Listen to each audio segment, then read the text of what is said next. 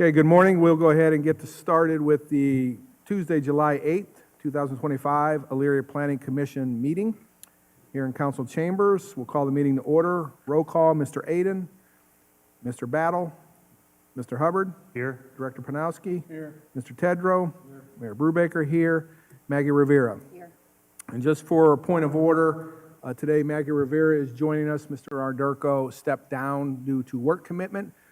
So I have appointed Maggie to this board, and Maggie is a longtime resident of the city, and we look forward to her contribution to this committee. With that being said, I'll entertain a motion to the approval of the minutes as distributed for June 3rd, 2025. Moved by Director Panowski, second by Mr. Tedrow. Any further discussion? All in favor, aye. Aye. Opposed, nay. Motion carried. For the record, Mr. Battle has arrived. The fourth item on the agenda, we have no miscellaneous correspondence, we have no new business, we have no old business, so we'll jump right to public hearings, and we have two. So we have public hearing 2025-100066, Nita Stevens, 836 Sandalwood Drive here in Elyria, request a conditional use for the use of a Type A child care facility. Are there any proponents? Are there any proponents? Ms. Stevens, if you'd like to come to the platform, state your name and address for the record.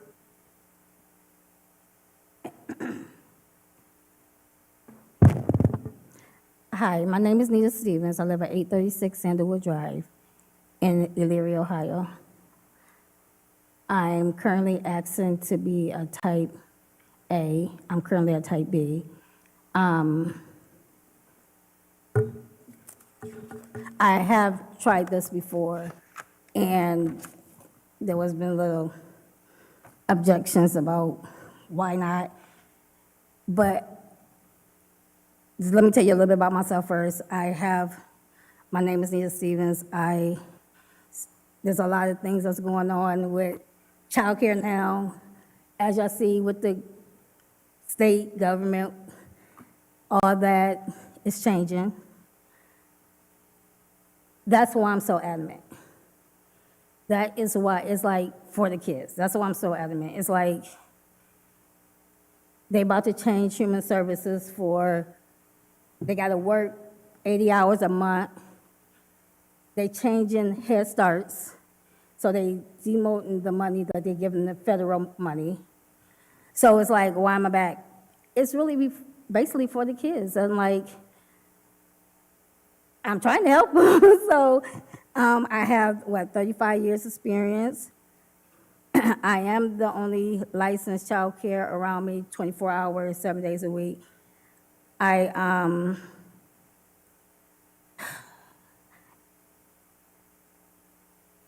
I'm back. It's like I'm back again. So, okay. So I do understand a lot of people's concerns about traffic, kids, and people around me and all that. I have got some, I am hiring people to help. And it's like, okay, what else are we doing? What else? Why not? It's like more like a why not. Like, this is about the kids. This is about me helping. This is about the community. Like, this is about to get bad, and I don't know if everybody understands that. Like, in childcare and just the world, things are changing. I did have some notes, but I ain't going by them. I'm just going to talk for a minute. It's just like, everybody don't understand because we do have an older generation who already had their kids, grandkids, and probably don't live around here. But we also have this younger generation that's coming up, and it's like they need our help. They need our expertise on, okay, can you help me? Like I said, SNAP is changing. Where can we get food from? We can help them. Where can we get food from? What do we call this? I just want to help with the young people and help raising their kids and help lifting the young women, single moms, especially because there's a lot of them who don't know nothing. And it's our job to mentor. It's my job to help. It's my job to do whatever I can do to help. Like, I don't know. It's like, that's what I do. I was raised to do it. So that's why my heart is so intent of, okay, let's go back. Let's try this again. So I'm here. Y'all have any questions? I'm sorry. Okay. But I Thank- did have a paper in y'all thing to, I don't know if anybody read it or whatever, so. It was distributed, Ms. Stevens, to the committee. Before we get into questions and reports, I do want to continue through it to see if there are any proponents, any other proponents that would like to come and speak. Please come to the microphone, state your name and address for the record, please.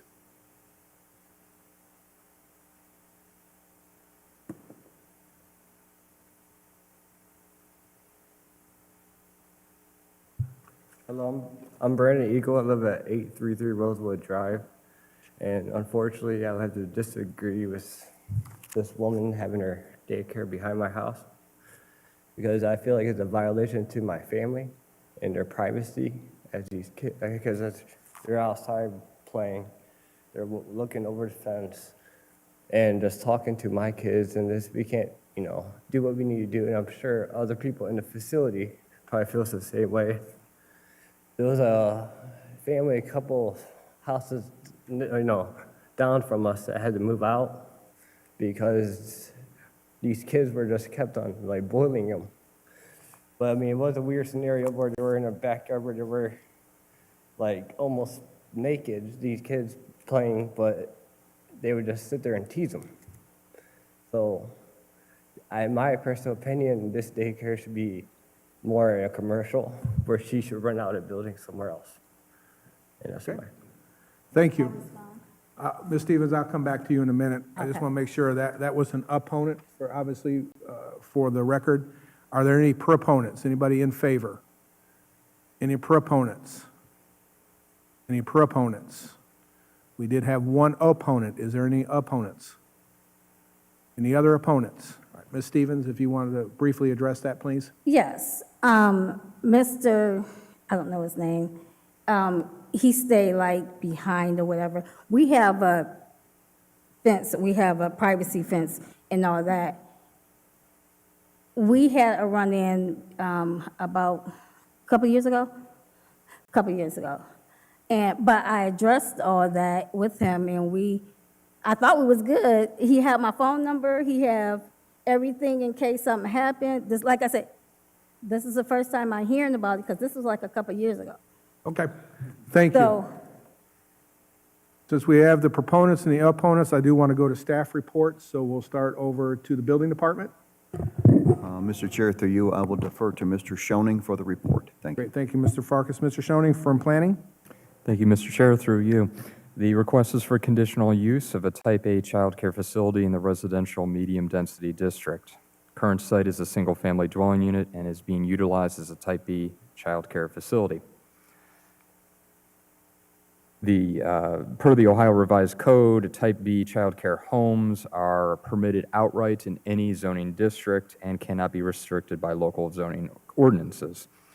Type A child care facility operates between 7 to 12 children at one time, is a permanent residence of the administrator in which the child care is provided for 4 to 12 children at one time, if 4 or more children at one time are under 2 years of age.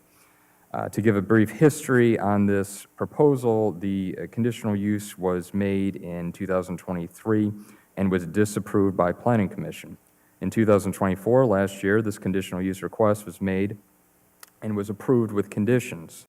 The conditions included Section 1144.04D 1 through 4.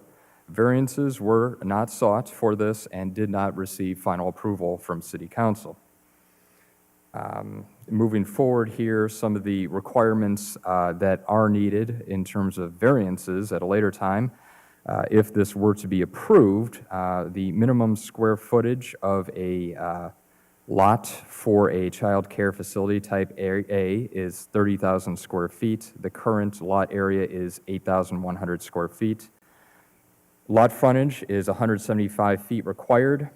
The current lot frontage of this property is 60 feet. Variances are needed for the front and side yard setbacks, as indicated in the report in front of you. The home is in the heart of an existing single-family subdivision and does not meet the criteria listed as well. Various variances are required at the end of the day for this. Staff recommends disapproval due to the potential adverse effects to the surrounding residential home, size limitations of the existing property, and as the request does not adhere to the spirit and intent of the zoning code. Thank you. Thank you, Mr. Schoening. Before I get to questions, any comments from engineering? Engineering has no comments. Any comments from fire? Fire department has no comment. Thank you. Questions from the committee to staff first. Yeah. Pedro? Darrell, I think you've been involved in this from the beginning. From our last approval on planning commission to wherever it was turned down, was it turned down at city council? Mr. Chair, through you, from memory, I'm not 100% sure. I just know variances were needed to be pursued because it met virtually none of the requirements per our 8 standards to do a daycare of this size.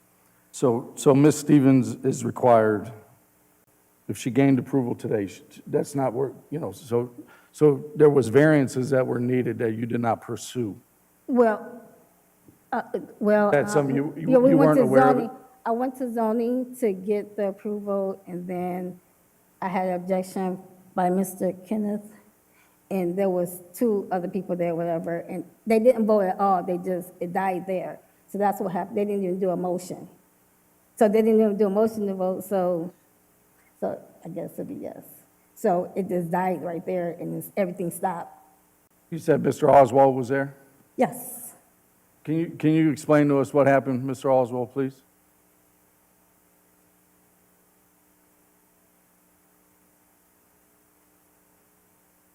Please Kenny state your name and Oswald, address for the... 237 Mr. Pepperdine Oswald, Drive. please. Mr. Oswald, please state your name and address for the record. Kenny Oswald, 237 Pepperdine Drive. Yeah, this has come up to us a few different times, and I don't know the exact scenario, but I think that it went back for her to get some of this information on these variances, such as the setbacks in a driveway and things like that, and that wasn't produced. I'm sorry, this is an unfortunate situation, but it doesn't come close to meeting what we need in a daycare for that many people. And the problem will occur is if we let this one situation go by, then we let the next one go by. And there's, like we've said, there's too many of these variants that they're asking for. It doesn't come close. When you're looking at the square footage, and the size of the driveway, and I believe that she would do a great job, but there's these rules, and I don't know if she was kind of thinking that when we were changing our ordinances that I think they still need to be tweaked, with some of the things in the variance or in the ordinance for that.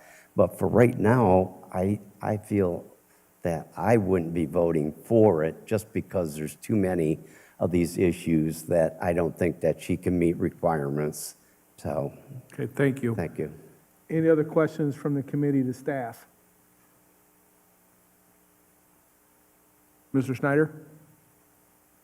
Please state your name and address for the record. Good afternoon, Chad Schneider, 211 Harvard Avenue, Elyria, Ohio. This is to Mr. Schoening and Mr. Farkas. Is the the proposed zoning and code update that we're doing, does it address any changes that would reduce any of this to where it's closer to the mark where she's at? Thank you. Yeah, through the chair to you, Mr. Schneider, the new zoning code, the proposed zoning code does not have the same requirements for the lot area as well as the lot frontage. So those requirements have been removed from the proposed zoning code. Requirements are reflecting similar cities, peer cities within the state of Ohio, such as fence requirements and such for the safety of the children, and buffer requirements from certain uses such as adult uses, marijuana facilities, liquor stores, et cetera. So there are changes. The concern with the new code is it addresses more of the safety aspect, less of the lot frontage and area concerns that are in the current code. Okay, and what about the square footage requirement? Square footage requirement has been removed as well in the proposed zoning code as is. Okay, thank you. Thank you. And Mr. Schoening, just for the purposes for this committee, and particularly our newest member here, that proposed zoning change has not gone to committee, nor has it gone through council, correct? That is correct. Okay, thank you. Are there any other questions from the committee, Mr. Battle, to staff? No, not just that. Okay. Any other, Mr. Panowski, Director Panowski? This question, I'll start with staff, but it might end up going to the applicant at some point. There's multiple mentions in the application of a comprehensive traffic management plan, yet we weren't provided with that. Was the city provided with that? Was that ever provided to you, Mr. Schoening? The city was not provided with that. Okay. Great. All right, if there's no other questions for staff, I'll open it up to the committee for questions to the proponent. Ms. Stevens, do I have any questions? Mr. Battle? Ms. Stevens, seems like you're very dedicated to this cause. Could you talk a little about as staff, because there'd be a change in staff and the requirements you would hire for or training? Yes. For every 6 kids, it got to be at least 1 adult at all times. We have to have our CPR. We have to have extra training just for the state, because we are from state. State comes in every 1 to 2 years, 1 year, twice a year. One announced, one unannounced, but the other one it could be up to 3 because the other one can be unannounced too. So they're coming in, and then we have to have a fire inspection. You have, like I said, you have to have all the training through state to even get there with fire inspection, building inspection. Yeah, so everybody have to be, we do background checks, that's mandatory. Yeah, it's a whole list of things. What else? Fire inspection, medical, even we have to have physicals to make sure we're up to par to even do it, and so do our staff. So everybody had to have all this done before they even get hired. Just like any other normal place, you got to have the background checks and all these other, we have to have it too, and they have to be presented to state. So, yeah, so for every 6 is 1, but if you have like 2 kids under the age of 2, you got to have 2 staff members. Thank you. Anything else, Mr. Battle? Mr. Director Panowski? Ms. Stevens, I want to make sure that you understand that our review here today is not about the staffing that you might have or the state requirements. It's about the location that you're conducting the business at. You understand that, right? I do. Okay. All right, I just want to make sure that was clear, because you've been doing it for a while. It sounds like you do a nice job and all that kind of stuff, but this is about the location that you're asking to do it at and whether you should be able to have more kids there. So it's simply about the location. Okay, you have to ask also about parking. If you looked in the papers, did you see it's like 2 is a street you can park on either side. We have a driveway. It's an in and out thing, like you drop your kids off at daycare and you leave, and then you know, it's not like it's a traffic jam anywhere. It's not like, we never had nothing like that because it's 1 by 1. Everybody come at different times. If you think about families, if you got 4 families, that's 4 cars. Everybody come, I'm 24/7, so they got night shift, maybe 1 car, day shift, maybe 2 cars, but not at the same time. It's like somebody come at 6, somebody get off at 2, somebody come at 4, get off at 10, things like that. So it's not like a daycare center where everybody come in the morning and you got 3, 4, 5 different cars coming in the morning and leaving about the same time, 5 or 6. That's not like that. I just wanted to let you know that it's not like that. It's like one person coming at a time, drop your kids off and leave. It's not, oh, let's sit around and talk all day. It's not like that. It's like, come get your kids and go. They tired, we tired. So that's what it is. Any other questions for the proponent? Well, Pedro? Sorry. Mr. Tedrow? Yeah, I don't, so this certainly isn't a question. It's more of I just want to kind of express my thoughts and feelings on. So since COVID, I think members of this committee have been me and Mr. Battle and our building department head. We've seen an influx of these daycares into neighborhoods. And most of them that came before us were approved. They met the criteria. I think after Ms. Stevens, after we met with her for her approval on the last time, I think we kind of thought that this was probably where we needed to start phasing these out. But I think for myself, I'm going to go ahead and, when we do vote, I'm going to respect the approval that we gave last time when we were here, give her one more chance to get this in line, seek out these variances, do what you got to do. And, that's just my personal thought. I believe in what you're trying to do. I understand there's a need. I believe you're the person to do it. I'm confident that you'll do it the right way. So I just wanted to state that for the record. Thank you. Thank you, Mr. Tedrow. Any further questions from the committee? Mr. Oswald? Let me restate my name. No need to, sir. Okay, so this, Mr. Schoening, in our new ordinance, we still haven't voted on that. Through the chair, through you, yes, it has not been approved. It is still, our legal department is reviewing it. I am going through it with them.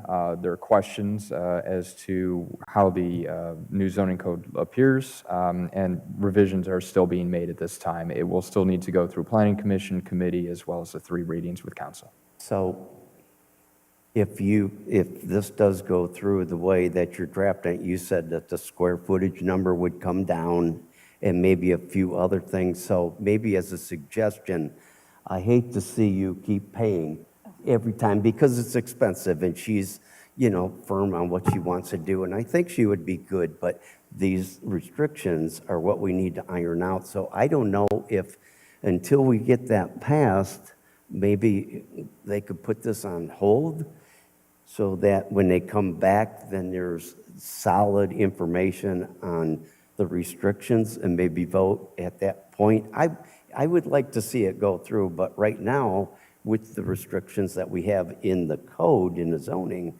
it doesn't come close, which I've said before, as far as doing it. But I think she would be a real asset, but these are something I think that we need to square away, and maybe, I don't know how long that's going to be until we pass that. So it was just a suggestion, so thank you. Mr. Hubbard? Yes, I guess a couple questions more for the building department. I mean, we've gone through this a number of times with different properties, and I know the 30,000 square feet and 175-foot frontage almost acts like a lot that would be more conducive to a full commercial daycare rather than an in-home daycare. And I understand we're just talking about a in-home daycare, but I was curious if the building department had any concept of I guess the overall common area in a home of this size or in a lot of this size. I mean, more than the 30,000 square feet, I guess I have a little bit of a concern with just how much usable space there would be in the home for up to 12 children, especially given the fact that we do have some concern with maybe neighbors as far as, okay, how much is that impacting neighboring properties? I don't know if you have any thoughts as far as either where we might ultimately land as far as maybe not 30,000 square feet, but we want to see at least this much of a minimum, non-bedroom structure, something along those lines. Mr. Chair, through you to Mr. Hubbard, that's a multifaceted question. We're touching on proposed zoning.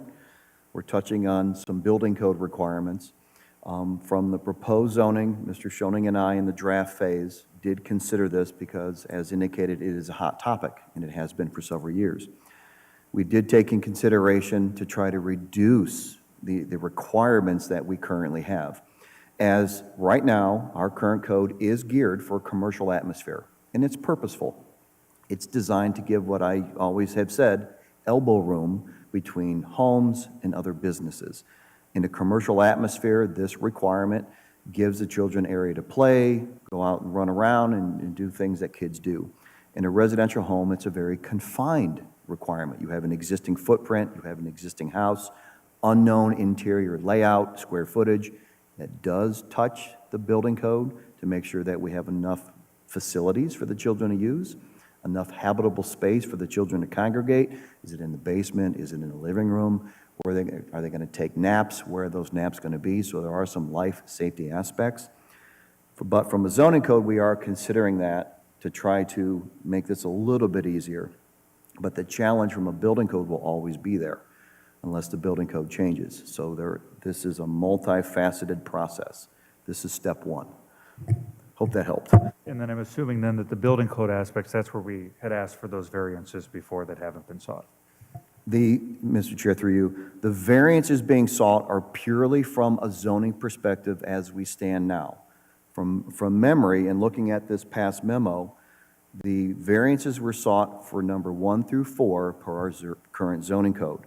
Those variances, number 1 is singular to one variance, but when you get to number 3 consists of 3 separate variances. So in total, you're actually pursuing 5 or 6 variances for this entire site. Anything else? I have a follow-up question to that. As the number of, the square footage, is that, I'm sorry, the number of children within the daycare, does that impact the square footage that she needs to meet for the variances? Mr. Chair, through you, the variances being sought are purely from a zoning code perspective. That is all before us today. Anything that is being sought, if sought from a building code perspective, will be heard at the State Board of Building Standards if she decides to pursue, depending on what comes of it. So step 1 is right now for the variances. If approved, contingent variances are sought. That'll go back to the Board of Zoning Appeals, if I'm not mistaken, and be sought through that route. Thank you. And just a comment for the record, nationwide, affordable child care providers is right in trouble nationwide as a crisis. Right? And Elyria is no exception. And the number 1 barrier to that is access to capital. Number 2 is zoning for childhood providers nationwide, something that we need to take in consideration as we continue with this proposal. Thank you. Anything else from the committee? I will say this, and I'll leave it to the committee. I am leaning towards tabling this for a couple reasons, several of them based on what Mr. Oswald said. One is based on the potential change in the zoning code. But the biggest concern I have are there are multiple variances that are needed that I'm not sure the proponent, and I'm just speaking from my own view of reading what was submitted, is not fully aware of all the variances. So my suggestion would be to table this pending the outcome of the proposed zoning changes. I don't want to, personally, I don't want to vote on something today, shoot it down or vote for it when the zoning code could change. But there are multiple variances that are going to have to be done, and I want to make sure the proponent, Ms. Stevens, is fully aware, working with the building department and the zoning or planning department, to make sure she's fully aware of all the steps, all those variances that are going to be needed, whether this passes at this body the way it currently is, or whether after the zoning change is done as proposed, and those other restrictions are removed from it. So is there any thought process from the committee? I know it's the chairman's right to table it until such time as those things are worked out and potentially the proposed zoning change happens. Is there any thoughts or thinking on that? Mr. Pronowski? My only concern, Mr. Chair, is that that timeframe is uncertain. And so that's my only concern, is that we don't know. It's not as if that's on an agenda for an upcoming meeting. We're still working through a number of details. And so I would just ask, if we're going to do that, that the applicant understands that the timeframe in which she might be, the application might be considered again is uncertain. But it might be to her benefit if she were to wait until some of those things, those changes might be implemented, or we had clearer vision as to whether they're going to be changed. But that timeframe is uncertain, and I would just like, for the record, for Ms. Stevens to hear that. If we were to go that route, it might ultimately be to her benefit, but the timeframe is uncertain at this point. And Mr. Panowski, that is a concern I have as well. I was looking at it from the financial. If we were to vote on this, I don't know where it would go if it voted down and she waited until after the zoning change and she reapplied. There's an additional cost to her to reapply. By tabling it, there is no additional cost to her. Mr. Craig? Through you, Mr. Chairman, Section 4.12 of the city charter requires the planning commission within 60 days of a referral to cause the ordinance or resolution to be returned to the clerk of council together with the written recommendations of the majority of members of such commission. There is no provision for planning commission to table any matters. It's not contained in our rules, And through discussions with the law director's office as part of the zoning change, we've pointed out that there's no real authority. We are bound by this 60-day requirement. So your choices would be to vote on it today, or the applicant could withdraw it and resubmit it later. Okay, thank you, Mr. Cragan. I do not believe or have confidence that this will get before council and approved by council, particularly when you're talking 3 readings within the 60-day window. Unless the proponent is willing to withdraw, I don't know if that is something you're willing to do, or we can certainly, otherwise our only other option is to take a vote on it. Is there, let's see, I'm sorry. Is there any, can we give Ms. Stevens a brief description of what the consequences or what the advantages would be if she withdrew today? Is there someone that can do that? If she withdrew, that's what you said an option was, right? Have us vote or withdraw?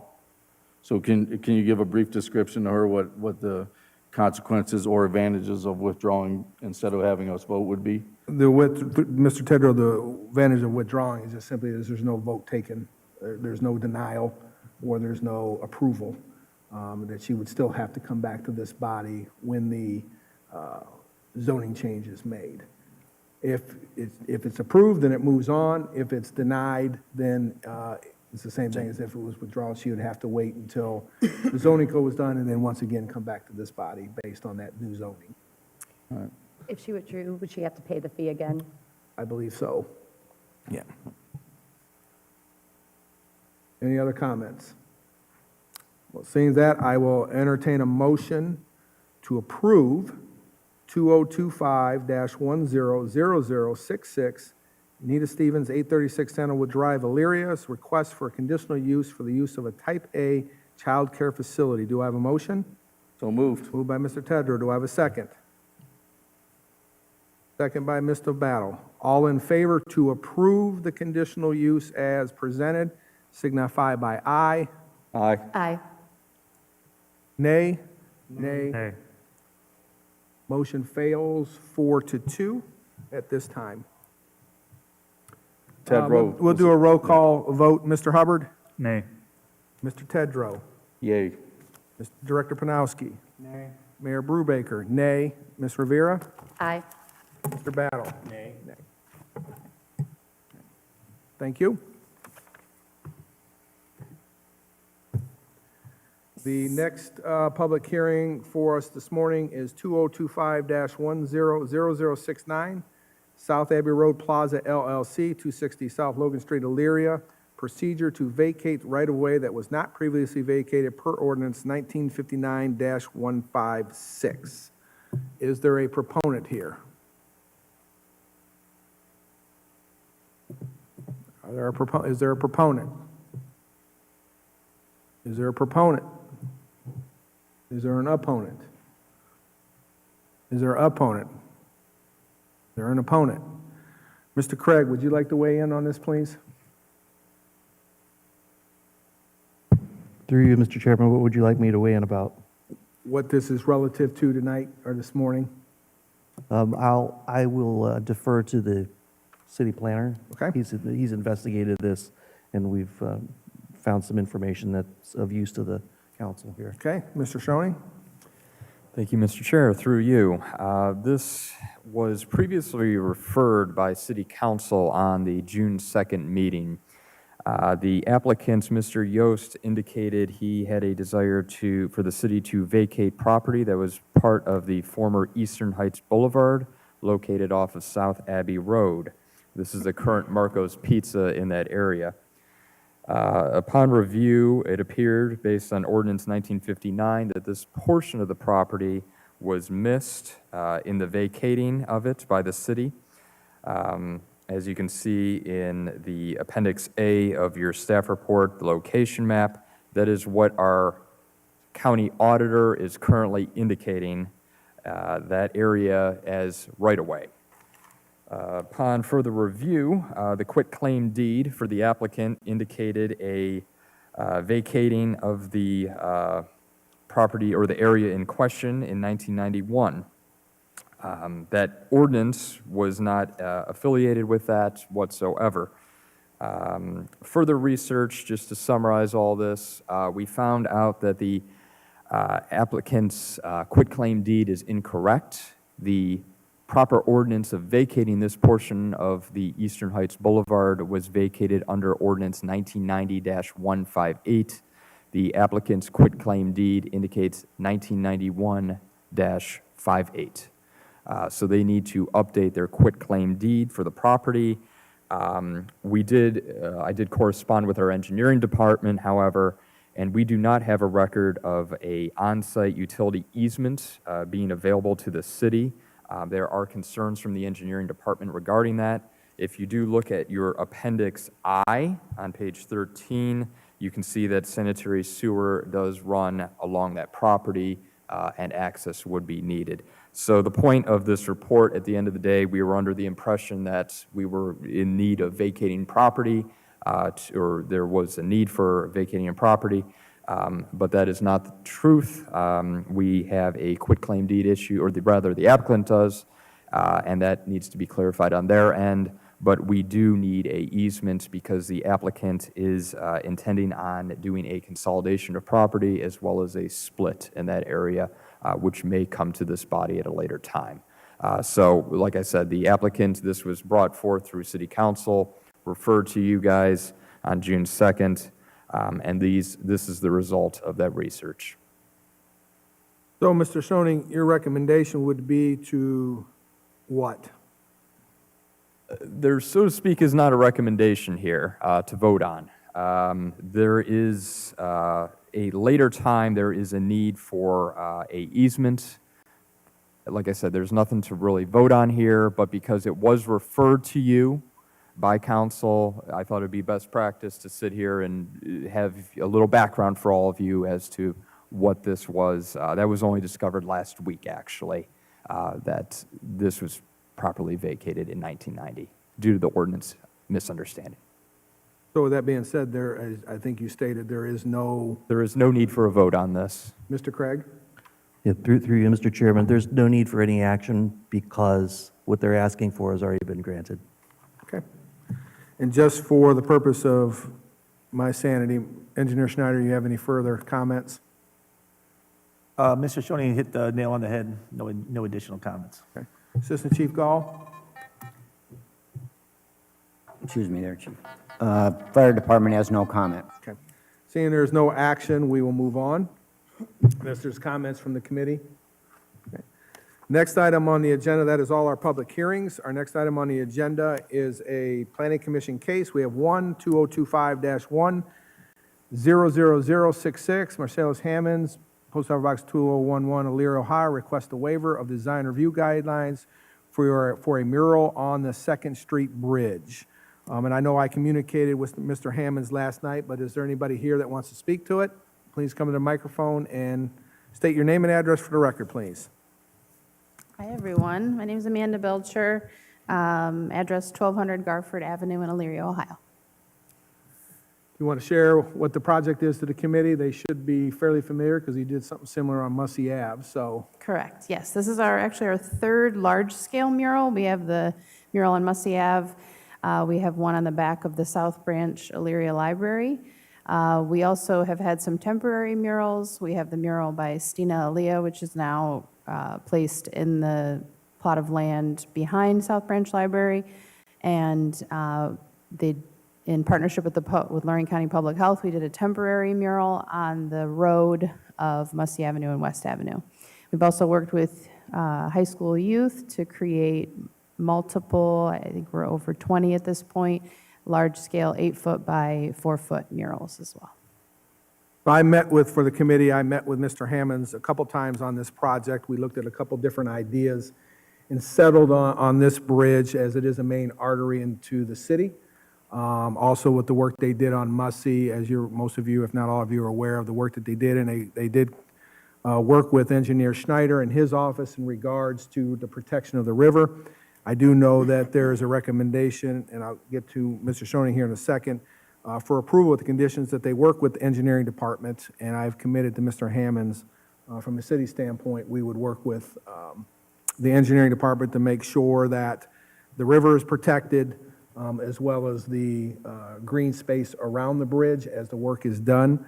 I shared with Mr. Hammonds from the mayoral standpoint, and we'll vote here shortly, but from a mayoral standpoint, I'm in agreement with this project. It's been great for the kids, it's been great for the community, but I do want to ask Mr. Showing to weigh in on his report for the record. Thank you, Mr. Chair, through you. The scope of work here is at the Second Street Bridge mural. In terms of zoning, there are no concerns from zoning. Zoning has been approved. Regarding the design review component of this, due to previous history, the guidelines do discourage the use of high-intensity, high-reflective, fluorescent, and metallic colors on building trim. Proposed mural does utilize high-intensity colors, and the applicant has requested a waiver to the guidelines. Our engineering department did provide several comments regarding this issue, regarding the preparation of work due to the close proximity of the river, as well as the paint materials. All of that has been provided in the report in front of you, as well as stormwater protection and the traffic control for the area. So I will defer to Mr. Schneider of any further comments that he may have. Thank you. Thank you, Mr. Showing. Mr. Schneider? Thank you, Mr. Mayor. Engineering obviously is concerned when it comes to the environmental aspect of painting a bridge over the water. We did ask some questions, and we did receive some information as far as how it was going to be protected, and we're pretty satisfied with the means and methods as far as what they're looking to do out there. One item I did receive that's conflicting is the type of paint they're using. One of the things we want to make sure is the correct paints are used, and actually recommend that a test strip be done before anything is done, because we believe the existing bridge has an epoxy urethane coating on it now. So we just want to make sure that whatever goes on there isn't something that's just going to peel off. So that's one of the I guess, miscellaneous things we'd like to see performed before we actually paint the entire bridge and it just falls apart. So, but other than that, the environment is the most important thing to protect out there. So, Thank you. Ms. Belcher, did you have a comment? Yes, we have, we're going to be using Peel Stop binding primer that's specified for masonry. And then when it comes to the masonry primer and sealer, we have Lexan acrylic, seals porous concrete and improves adhesion of the top coat. We're using a shear elastic elastomeric coating, which is a flexible, breathable coating designed for vertical concrete, helps bridge small gaps, resists water and carbonation, and stays durable in changing weather, has a matte finish. And then a Lexan XP waterproof masonry coating, which is an elastomeric-like acrylic with excellent water resistance and weather protection. Mr. Schneider, have you received that information? I thought there was an email that came through late this morning, but I'm not sure if it was relative to that. I did receive that one. The original one had the Zinsser paint and a Bears paint, and then the one this morning had the Sherwin-Williams paint. Okay, so you'll review that? The only issue we have is we don't really know what the coating on the existing bridge is. It's Okay. 25, 30 years old. That's why we would recommend that a test strip be done, a small test strip, be completed prior to. You basically paint a small area, let it cure, put an X in it, put a special tape on there, pull it off, make sure it has a proper cohesion and whatnot. So we just want to make sure that's done so that it just doesn't fall apart. And Thank you, Ms. Schneider. Ms. Belcher, is that something we could do? Oh, absolutely, yes. The muralist that we're working with, Chad Fedorovich, has extensive experience in this type of thing, so, yes. Great. Any comments from the committee? Questions, concerns? Okay. I will entertain a motion to approve with the conditions as described and with working with the engineering department for 2025-100066, Marcellus Hammonds, P.O. Box 2011, 2011, Elyria, requesting a waiver of design review guidelines for a mural on the Second Street Bridge. Do I have a motion? Moved by Mr. Hubbard. Second. Second by Ms. Rivera. Any further discussion? All in favor, aye. Aye. Opposed, nay. Motion carried. Item number 9 on your agenda is the summary reports of design review applications that have been approved. There are multiple on there. Are there any questions regarding those? All right. Any staff or commission reports this morning? No. At this time, I'll entertain a motion to adjourn. Our next meeting is August 12th, 2025, here at 11 o'clock. Entertain, motion to adjourn. Moved by Mr. Panowski. Second. Second by Mr. Hubbard. All in favor, signify by aye. Aye. Opposed, nay. Motion carried, meeting adjourned. Thank you, everyone.